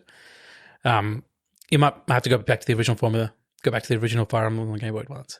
Yeah. Cool. We'll quickly talk about where this sits in terms of video game adaptation movies, because we've had quite a few, and this could be the new. Yes. This could be the new trend, because we're starting to see superhero movies kind of not being as popular as they used to be. Especially in terms of critical reception and also box office. But in the last couple of years, we've had a bunch of video game film adaptations. So, Detective Pikachu being one, Mortal Kombat, Tomb Raider, Warcraft, Sonic the Hedgehog, because they've already done 2 of those. Assassin's Creed was a little while back. Anything else recent? Uncharted recently. There's Last of Us, the show. TV show, yeah. Yeah, so where do you think this sits with respect to those? Some of those are very bad. Yeah. Well, most of them tend to be bad video game movies, but I would put this at least top 3. I think the Sonic movies are pretty good. The Sonic 1 and 2 were pretty decent movies. Both of them are pretty good. Yeah. One's better. Yeah, I think one was really good. This is, up there with those. The only thing I'd say about this is it's very simple. They stuck to a simple storyline. They executed it well. Like we said, like the adult viewers will get attracted because of nostalgia. The younger viewers will like it just because it's basically catered to them. But I'd like to see them take it a bit further in the next. They're definitely going to make more movies now since this is so successul. So, Anything with stakes would be great. Yeah. This one, I think, purposefully they made the stakes very lightweight, just so you didn't have to be emotionally worried about what if something bad happened. Yeah. Whereas you could start approaching that later on, and that'd be perfectly fine. I was going to say the Sonic movies. There was also, there were some Resident Evil movies. Yes, there was. The live action ones were questionable, but there's some CGI Resident Evil movies which were really kind of in depth and good, but they don't have the notoriety of Mario, Sonic. Yeah. There's a Monster Hunter movie which was apparently very bad. Very bad. Monster Hunter. Oh gosh, it's actually surprising that it took them so long to do a Mario movie, because Mario's they did. And it sucked, yeah, so that's why they did do one for a while. I guess that one probably scarred them, the one that came out 30 years ago. Japan was never going to do it because you just imagine Mario going around and it's like, unless it's CGI, it's not going to work. So you needed the right studio. You needed the right acting talent as well. And I think it wouldn't have happened if they didn't make the choice to kind of slightly water down the Mario-ness of Mario, like instead of making a full-on like Charles Martinet level, wahoo, like bring him down a bit, make him more relatable, and then ham it up for like the moments that count. Yeah, that decision, if they didn't do that, it probably wouldn't have been as accepted, because you got to remember who's the one watching these films. Mostly Americans, mostly people from the United Kingdom and Australia, and they want it to appeal to everyone. But I think if you don't hit the core crowd, it's not going to take off. So you can't appeal to everyone if you have a heavy, thick accent or Italian accent where people can't understand half of the words you're saying. Yeah. But at the same time, it's got charm where they actually referenced the family, the characters, and the different aspects of it. Next, I'd love to see more, push the boundaries and take it further, because now there's no risk. They have the base, they've established the film. Apparently after that first movie, so Nintendo gave like a lot of creative license for that first movie when they made it, and then they made it, and then they showed it to Nintendo, and they were like, "What the fuck is this? Right? What the fuck have you just made?" Did they really? and then they had to release it because they put all this money into it. But then from that point onwards, Nintendo held their assets so close they didn't want any other people to control it. You're talking about the 90s Mario movie, right? Yeah. That live action one, the horrendous. Yeah. So from that point onwards, they didn't want anyone to like they wanted to hold their assets and didn't want anyone to control it. Yeah. So they finally loosened the chain a little bit to let someone do it. And since this is kind of more true to form, I think they'll loosen it a little bit more. And as long as they don't make a fucking whatever that movie was, like a dinosaur interdimensional movie. That was also the 90s of like using costume props for a lot of stuff. Yeah. Like they weren't quite there yet with the CGI. But that movie isn't a Mario movie in itself. Like none of the things is Mario. Yeah. Other than the character being called Mario. Yeah. That was like a Christopher Nolan take on like a real life universe that inspired the games kind of style take. It was like, but it wasn't good. Yeah, it wasn't good. This is different. Yeah. Cool. So it's up there with the best video game adaptations. I think it's setting a new benchmark for like, okay, this, if you want it to do well and be received well, follow the rules. Don't take itself too seriously, and B, it's like create a platform to bounce off. At the same time, keep the fans engaged. Like there was some musical cues in there that like are straight from the games, and in the credits, there's a lot of like famous pieces. There was one piece when it came up, I'm like, oh yeah, that's from Super Mario Galaxy. Yeah, it's the Gusty Garden Galaxy theme. And on my YouTube channel, I uploaded almost 17 years ago when Iwata Asks interviews were happening for Super Mario Galaxy, the first one. And they were, remember the Iwata Asks articles? They used to come out online and they would talk about the development of like the first Mario game for the Wii, which was huge back then. Yeah. There was a recording of an orchestra recording of the soundtrack, and I extracted the video file and I put it on YouTube. This was back in 2006. Like YouTube was 1 year old. Yeah. And I put it on there and it had like 100,000 views. In the last month, it has gotten 500,000 views. Wow. In the last month. And I just wrote Gusty Garden Galaxy recording for Super Mario Galaxy. And I was like, oh, I heard this in the credits. It's so nice. And it's like, how many of these people are like fans versus just people who have stumbled upon it? Yeah. It's getting a lot of attention. The view rate's going up. So it's like, wow. Keep the fans engaged and you'll coast, just put in like the right amount of efforts and understand what grabs them emotionally. And it'll lift you. The only thing I didn't mention was the music. For some reason, they still felt the need to put in licensed music in this movie from like the 80s. We need a hero. Yeah. Oh, yeah, that was weird. I felt like that was not required. Like there's enough music from the games that you can just leverage. Yeah. But yeah, that minor thing, but they probably didn't need that stuff. And that song's like way too overused. Yeah, I think it's like it's in every single I think it's already been used this year sometime. Yeah.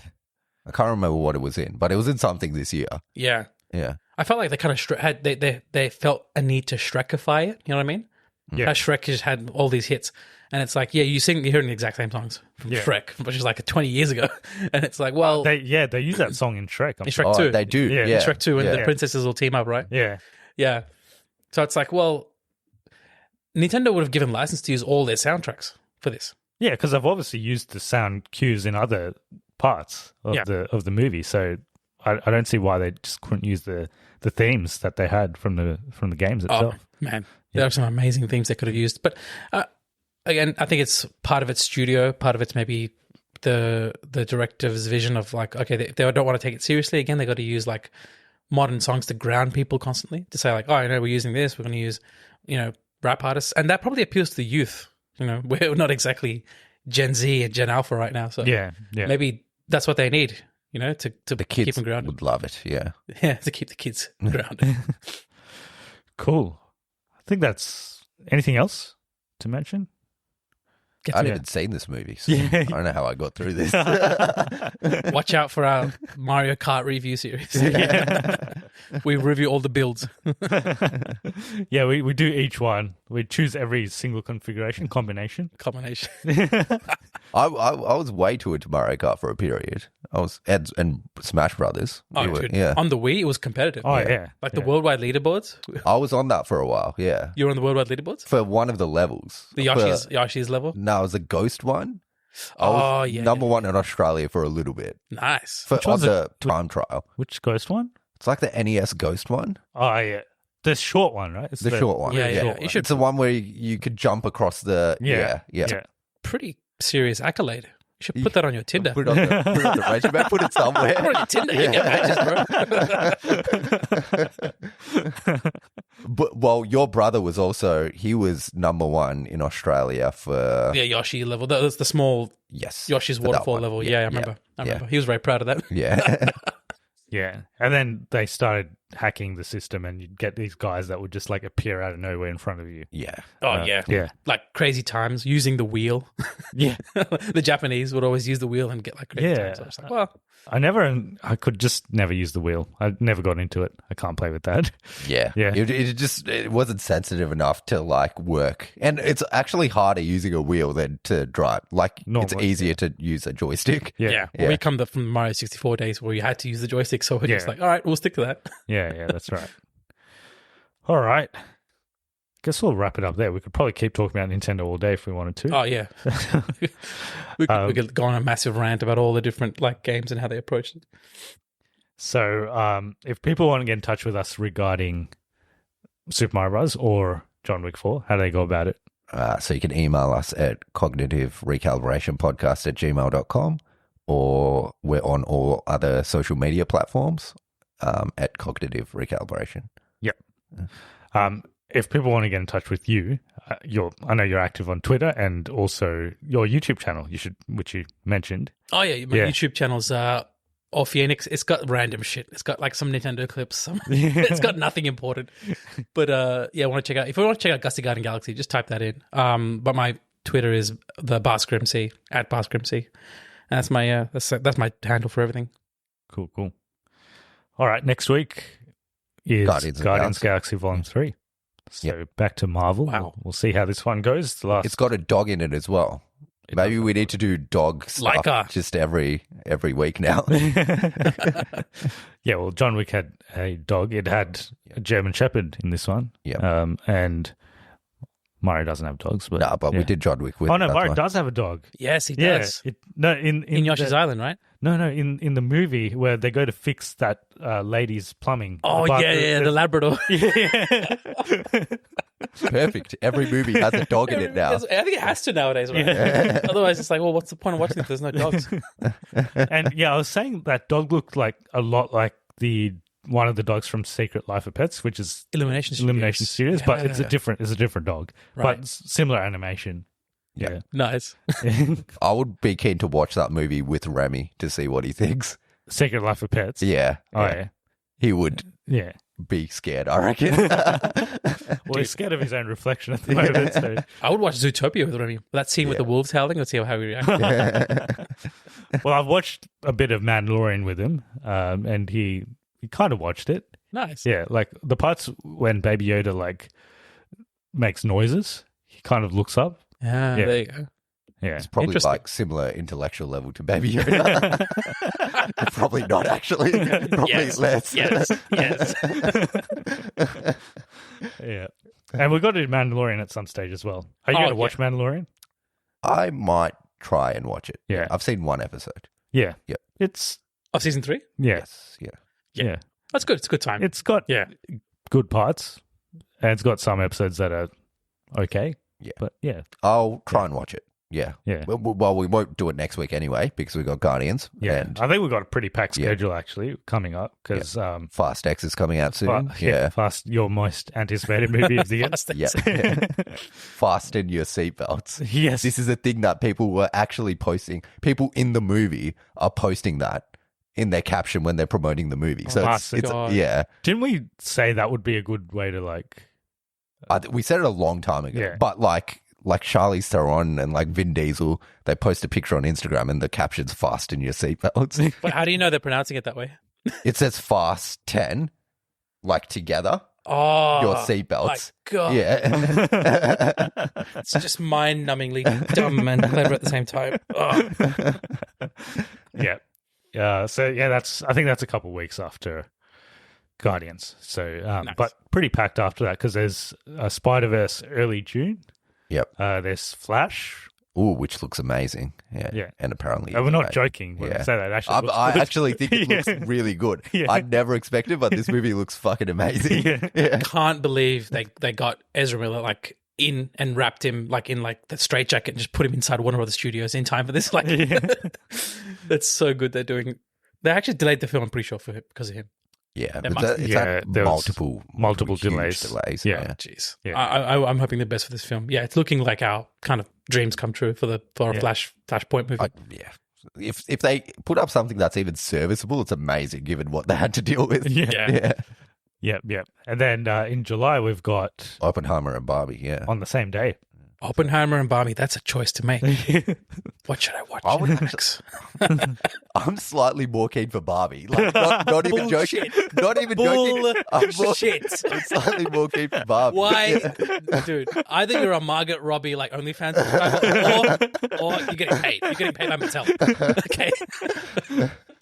We'll see. I could see Barbie being the better of the two. Well, Oppenheimer will be good. I know what level Oppenheimer will be. Yeah. Barbie could be anything. Yeah.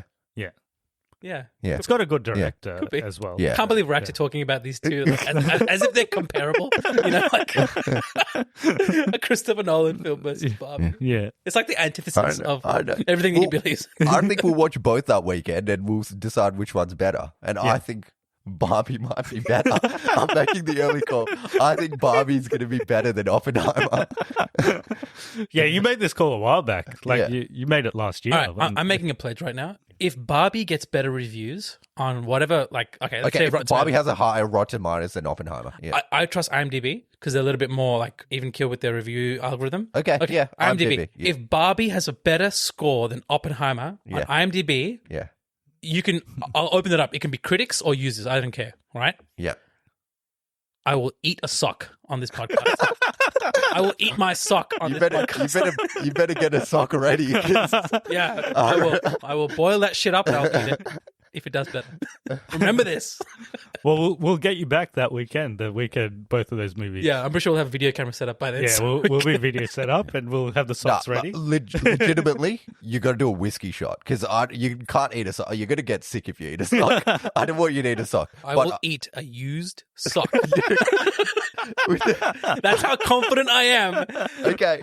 That Oppenheimer will do critically, not box office. I don't know what these kids are up to nowadays, but box office. No, so the IMDb score, specifically the IMDb score, will have to be better. Yeah. Then, okay. Yep. Yeah.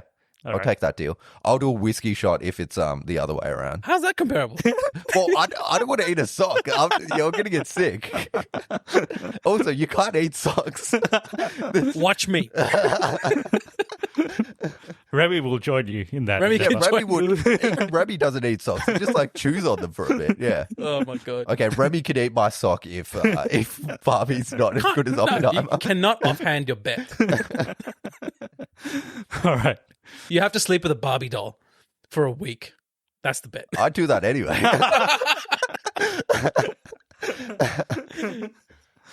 All right. Cool. That brings us to the end of this episode. What a way to end. So we've got a lot to look forward to in July, especially. But next week, Guardians of the Galaxy Volume 3. So hopefully it's good. Cool. We'll see you there. Looking forward to it. Hope you're all staying safe, and we'll see you in the next one. See ya. See ya. Bye.